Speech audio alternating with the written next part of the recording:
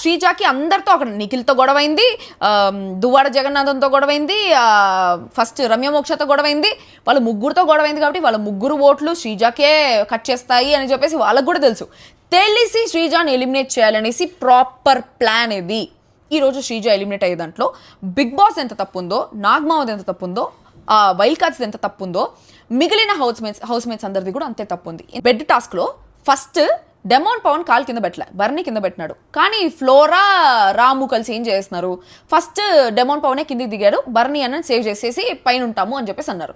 అక్కడ సంచాలక్గా ఫ్లోరా తప్పుంది. అక్కడ కానీ శ్రీజ పైన ఉంటే మేబీ శ్రీజకి ఇమ్యూనిటీ వచ్చేదేమో, కలర్ బొక్కలోంచి దూరేది. దాంట్లో కూడా కళ్యాణ్ ఫస్ట్ బయటకు వచ్చాడా, శ్రీజ ఫస్ట్ బయటకు వచ్చిందంటే శ్రీజానే ఫస్ట్ బయటకు వచ్చిందని చెప్పేసి అక్కడ కూడా వీళ్ళ డెసిషన్ తప్పు అని చెప్పేసి, వీళ్ళు రాంగ్గా సంచాలక డెసిషన్స్ తీసుకున్నారని చెప్పేసి అక్కడ కూడా బిగ్ బాస్ ఈ వీడియో వేసి చూపించినాడు.